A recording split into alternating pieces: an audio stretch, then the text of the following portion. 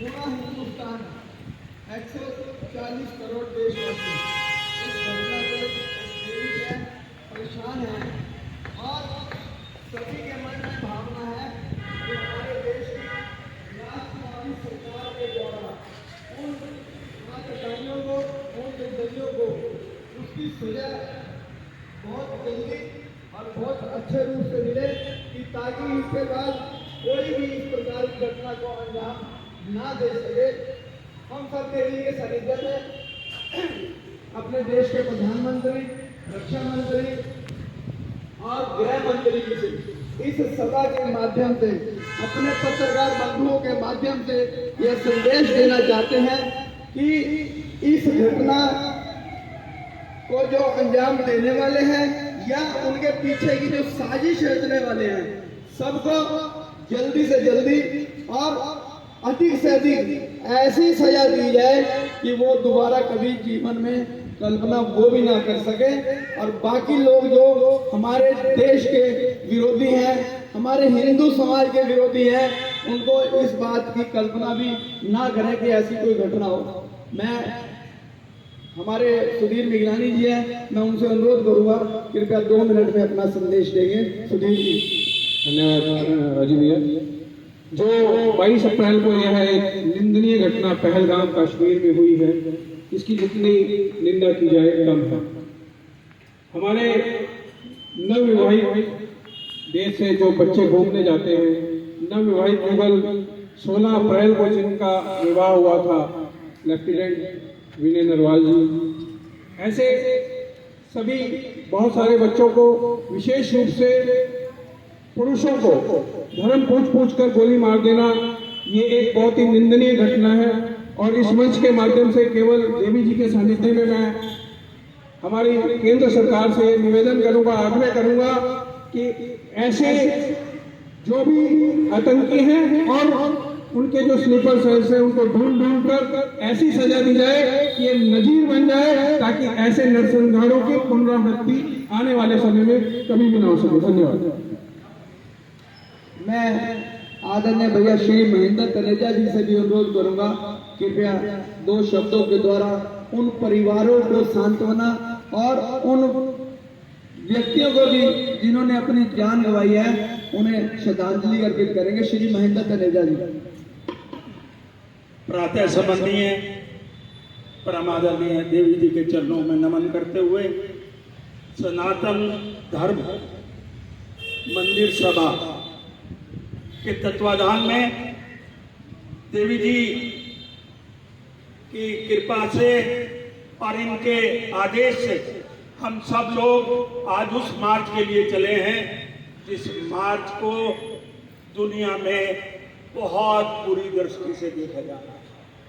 और मेरा मानना है कि हमारे प्रधानमंत्री महोदय और जो भी हैं जिम्मेदार, अगर उन्हें चुन चुन के उनके खानदानों तक सजा नहीं दी जाती, तो इसका बदला वो है कि एक एक को ढूंढ के, जैसे नाम पूछ के उन्होंने हत्या की है, इसी तरह उन परिवारों को पता करके उनके एक एक व्यक्ति को जब तक उसी तरह नहीं भूला जाएगा, हम लोगों के हृदय में शांति नहीं होगी, ये निश्चित है।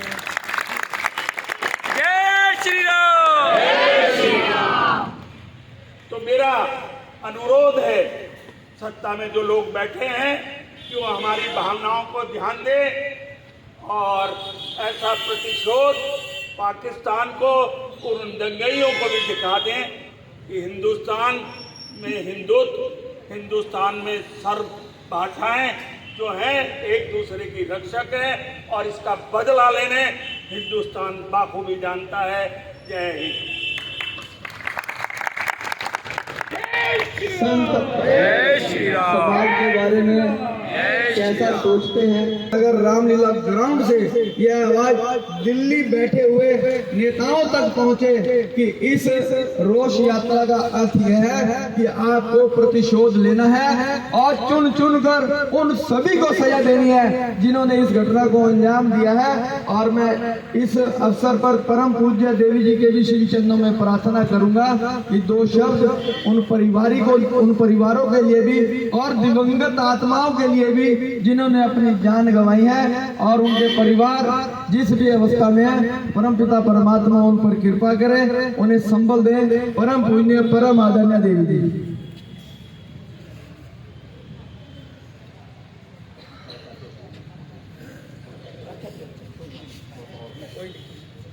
जय श्री राम, जय श्री राम, जय श्री राम, जय श्री राम, जय श्री राम। मेरे भाइयों ने और बहनों ने विरोध अपने हाथ पर काली पट्टी बांध रखी है। कृपया वो अपने अपने हाथ को ऊपर उठाएं। इधर देखे, थोड़ा हाथ पीछे भाई, थोड़ा कैमरा पीछे कर लो अपना यार। देवी जी थोड़ा सा इधर नीचे कर लीजिए जी। आज ऐसा लगता है कि अभी कलयुग पूरा आया नहीं है, पर सनातन धर्म पर संकट के बादल हैं। बहुसंख्यक अल्पसंख्यक से पिट रहा है और ऐसी निर्मम हत्याएं की जा रही है जिसको देखकर हर मनुष्य, हर इंसान अपने दर्द को छिपा नहीं सकता। हम किसी मानवता के विरोधी नहीं हैं। सब इंसान भगवान के बंदे हैं, उसका सुंदर उपहार है। लेकिन इंसान के अंदर की इंसानियत समाप्त हो गई है। इससे पूर्व एक बार पहले हमारे 40 सैनिकों की टुकड़ी को एक साथ मार दिया गया था। धीरे धीरे वो जख्म अभी भरे भी नहीं कि छोटे मोटे कांड तो बहुत होते रहते हैं, लेकिन ऐसा कांड कि माताओं के सामने, बच्चों के सामने, उनकी धर्म पत्नियों के सामने पति को मार दिया गया, पिता को मार दिया गया और पुत्र को मार दिया गया। यह कौन सी इंसानियत है? कोई भी जाति हो, कोई भी धर्म हो, भारतवर्ष में सबसे बड़ा धर्म है इंसानियत। अगर किसी के अंदर इंसानियत नहीं, इंसान के हृदय में इंसान के प्रति प्रेम नहीं है, तो इंसान नहीं है, वो इंसान कहलाने के योग्य नहीं है। हमारे संविधान में सभी के लिए बराबर अधिकार भी हैं और कर्तव्य भी है। जहां हम अपने अधिकारों का प्रयोग करते हैं, वहां हमारा संविधान में लिखे हुए कर्तव्य के प्रति भी पालन का हमारा फर्ज होना चाहिए। हिंदू को अपने अधिकार का प्रयोग करने का कोई हक नहीं है, लेकिन और सब अपने अधिकार का इस्तेमाल करते हैं।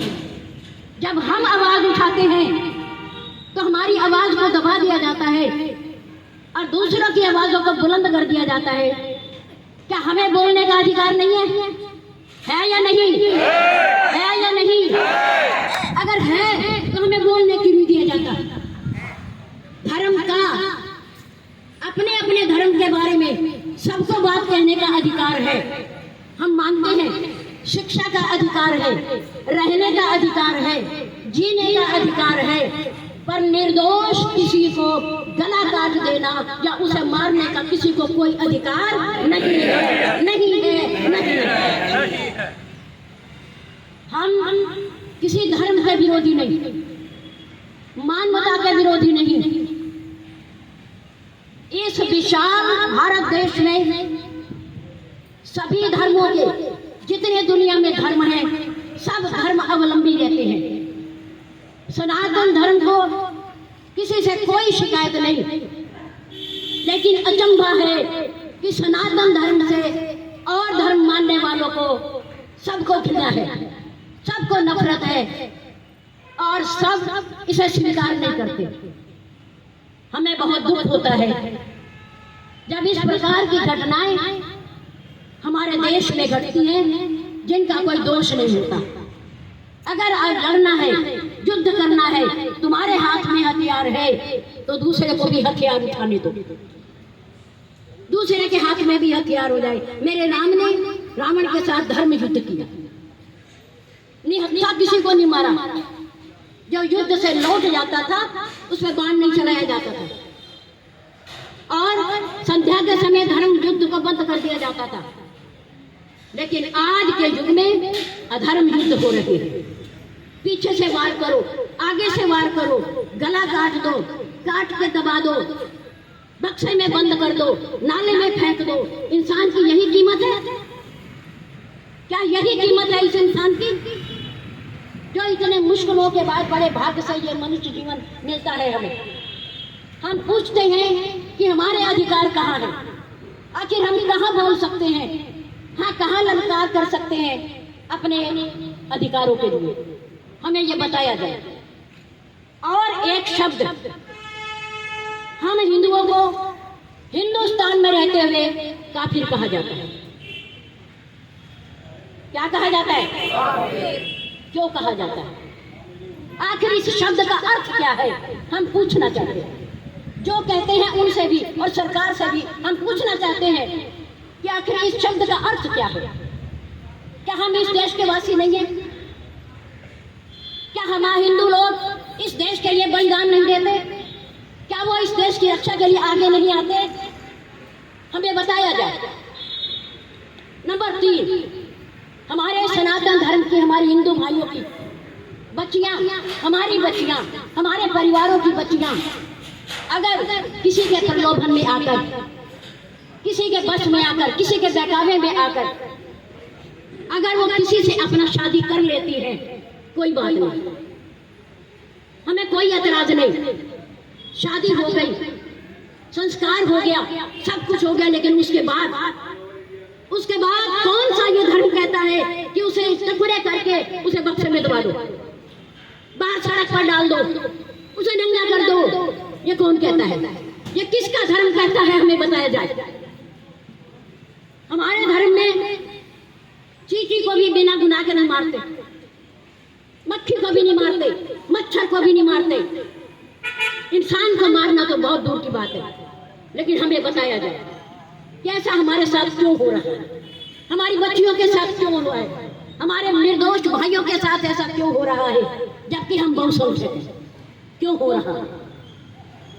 ये सरकार के प्रति हमारी संवेदना है और उन दिवंगत आत्माओं के प्रति श्रद्धांजलि है कि ऐसे निर्दोष भाइयों को, बच्चों को, बच्चियों को, उनका क्या दोष है जो माता पिता को छोड़कर तुम्हारे साथ आ गई है? क्या किया है उसने? क्या कसूर है उसका? उसे मारा क्यों जाता है? घर से निकाल सकते हो, छोड़ सकते हो, वापस भेज सकते हो, लेकिन आप उसे मार नहीं सकते। जो जिंदा कर सकता है उसे मारने का अधिकार है, जो जिंदा नहीं कर सकता, महात्मा बुद्ध जी के अनुसार उसे मारने का भी अधिकार नहीं है, नहीं है, नहीं है। वो मार नहीं सकता। परमात्मा उसे जरूर देखेगा। जब जब वही धर्म की हानि बाढ़ असुर अधम अभिमानी, तब तब प्रभु धरी विविध शरीरा, हर ही कृपा निधि सज्जन धीरा। परमात्मा सज्जनों की रक्षा के लिए आता है, वो आएगा एक दिन, किसी ना किसी रूप में प्रकट जरूर होगा। हमारे सनातन धर्म की ये विशेषता है, हम इसे मानते हैं। इसलिए जागो, जागो, सावधान हो जाओ, अपने धर्म को पहचानो। अपने धर्म की रक्षा के लिए आपने पाकिस्तान छोड़ा, घर बार छोड़ा, जायदाद छोड़ी, धन छोड़ा और कई अपने बच्चे भी खो दिए, माता पिता भी खो दिए, लेकिन आप यहाँ आ गए। धर्म ने आपकी रक्षा की, आपको बहुत कुछ मिला। आज आपके सामने है, आपको किसी बात की कोई कमी नहीं है। हमारा सनातन धर्म विशाल है, सुदृढ़ है, उसकी रक्षा हम करेंगे और हमारी रक्षा वो करेंगे। इसलिए धन्यवाद जिन्होंने निर्दोष दिवंगत आत्माओं के प्रति श्रद्धांजलि समर्पित करने के लिए धार्मिक संस्था श्री राधा कृष्ण सेवा समिति सनातन धर्म सभा के तत्वावधान में जहाँ पर आकर के उन्हें श्रद्धांजलि दी, उनके प्रति संवेदना प्रकट की।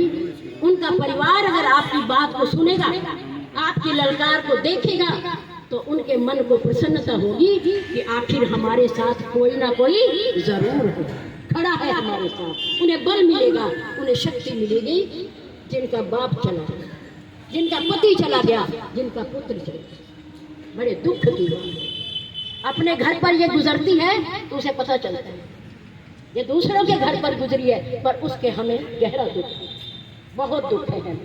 हम प्रार्थना करते हैं उनके लिए, परमात्मा उन्हें शांति दे, परिवार वालों को धैर्य दे और शांति दे। धन्यवाद। आज यह रोष यात्रा श्री राधा कृष्ण सनातन धर्म मंदिर समिति और सरस्वती युवा संगठन ट्रस्ट पंत विहार के सहयोग से संपन्न हुई। और इस सभा के माध्यम से हम पुनः एक बार देश के आकाओं से आग्रह करना चाहेंगे कि उन आतताइयों को जल्दी से जल्दी दंडित किया जाए, ताकि भविष्य में इस प्रकार की कोई घटना ना हो, क्योंकि इस कट्टरवाद से पूरा विश्व परेशान है। इन्होंने पूरे विश्व के हर देश को दुखी किया हुआ है, चाहे वो 26/11 की घटना हो, चाहे मुंबई की घटना हो, चाहे मेरठ मुर्शिदाबाद की घटना हो। किस प्रकार से मुर्शिदाबाद हिंदुस्तान में हिंदुओं को परेशान किया जा रहा है, बेघर किया जा रहा है और मारा जा रहा है। हम इसकी निंदा करते हैं और पुनः प्रभु से भी प्रार्थना करते हैं कि वो आए और इस सारे वातावरण को पुनः शुद्ध करें, ताकि इस प्रकार का समाज में कोई भी व्यक्ति ना बचे जो मनुष्य का वध करे, क्योंकि ऐसी परंपरा नहीं है हमारे देश में। और यदि भारत में हिंदू सुरक्षित नहीं है तो पूरे विश्व में कहीं भी हिंदू सुरक्षित हो नहीं सकता। अब सभी जगह से निवेदन है, पुनः हम सब अपने मंदिर श्री की तरफ चलेंगे और वहां पर भंडारे के प्रसाद की व्यवस्था की गई है। सभी भंडारे का प्रसाद लेकर जाए। आप सभी से हाजिर। जय श्री राम। देश के हत्यारों को, गोली मारो सालों को। सभ्यता